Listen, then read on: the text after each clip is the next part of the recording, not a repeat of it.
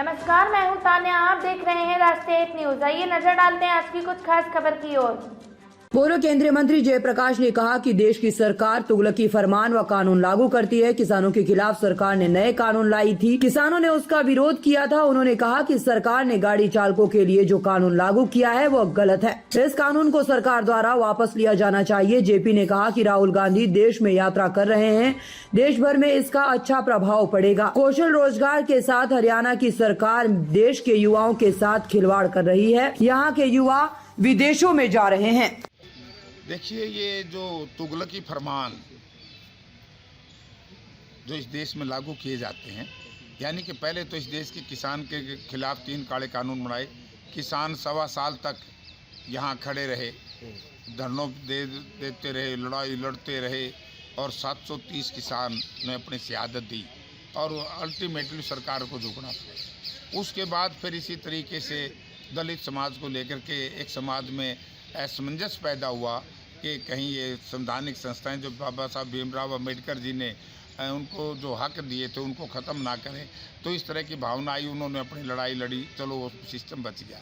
तीसरा अभी ये कानून लाए हैं जो हीट एंड रन, तो मैं इसकी घोर निंदा करता हूँ कि इससे तो बात प्राइवेट ड्राइवरों की नहीं है, बात जो भी आदमी गाड़ी चलाता है, चाहे मालिक भी हो। कई बार ऐसा होता था, उसमें कानून में फ़र्क था कि सामने वाला कसूरवार है, वो मर गया, लेकिन जो बचा है तो उसी पे ही मुकदमा दर्ज होगा।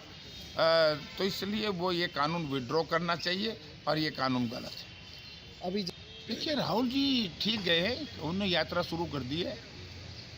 वो 4,500 किलोमीटर की थी, अब 6,500 की कर दी है। तो देश को लोगों को बता रहे, जब प्रजातंत्र प्रणाली में पूंजीपति के पैसे से छपने वाला अखबार या सोशल मीडिया या दूसरा इलेक्ट्रॉनिक मीडिया विपक्ष की बात ना ठीक तरीके से छापे, तो फिर क्या बचता है? विपक्ष के सामने बचता है कि लोगों के बीच में जाएं। राहुल जी निकले हैं अब इस यात्रा के अंदर, उसी दिन से ये पार्टी भाजपा और उनके सहयोगी दल बड़े घबराहट में हैं कि अब ये बहुत बड़ा सत्ता परिवर्तन 2024 का राहुल जी करने के लिए गांव जगह जगह घूम रहे हैं। तो इसका बहुत अच्छा इम्पैक्ट पड़ेगा। और जहाँ तक खिलाड़ियों के बीच में गए तो अच्छी बात है, लेकिन वो तो असली खिलाड़ियों के बीच में गए थे। बहुत से बीजेपी के नेता तो ऐसे हैं जो वैसे किसी के घर में कहीं बैठ करके खाना खा लेते हैं और ड्रामा करते हैं तरह तरह का। तो राहुल जी ड्रामा तो नहीं करते ना, राहुल जी में असलियत जनता के सामने दिख रही है।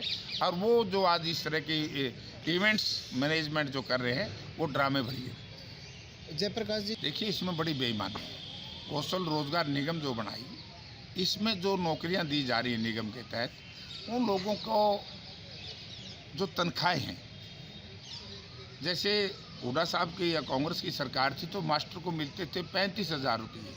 आज मास्टर को जेबीटी टीचर को मिलते हैं 18,000 रुपये, यानी कि सिपाही को मिलते थे 30,000, आज एसपीओ को मिलते हैं 18,000। मतलब कर्मचारी जो नौकरी पे लगते हैं उनकी तनख्वाहें घटा दी और महंगाई बढ़ रही है।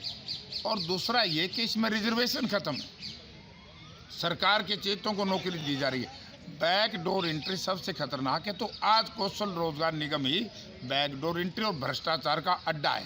आज नौकरियां किस तरीके से ऐसे बिक रही हैं जैसे भेड़ और बकरी बिकता है। मैं क्यों लड़ूंगा? जब उनको टिकट मिल जाएगी तो वो लड़ेंगे। जिसको भी कांग्रेस पार्टी टिकट देगी हम उसका साथ देंगे। अगर जैसे बात की जाए हरियाणा की, अब जैसे वर्तमान जो स्थिति क्या देखते हैं? हरियाणा की स्थिति बहुत बढ़िया है। 10 की 10 सीट कांग्रेस पार्टी जीतेगी। और जब विधानसभा के चुनाव होंगे, आप ये सोचिए कि वो तो कहते थे 70 पार, अब की बार मैं कहूँ कि लोग लड़ेंगे आर पार की लड़ाई, इनको बिल्कुल पार कर देंगे गठबंधन सरकार के उम्मीदवारों। मैं इसकी घोर निंदा करता हूं, क्योंकि देश के खेल मंत्री ने खिलाड़ियों के साथ बड़ा भेदभाव नहीं किया, बल्कि धोखा किया। उन्होंने कहा था कि इस तरीके से जो आज मौजूदा स्ट्रक्चर है उसको इसमें शामिल नहीं किया जाएगा। ब्रजभूषण सिंह जी जो सांसद हैं, जो उस वक्त अध्यक्ष थे, उनके किसी आदमी को नहीं लिया जाएगा, उन्हीं लोगों को ले लिया। तो बड़ा बेईमानी की है। ऐसे में यार हर बार ये बेईमानी करते हैं।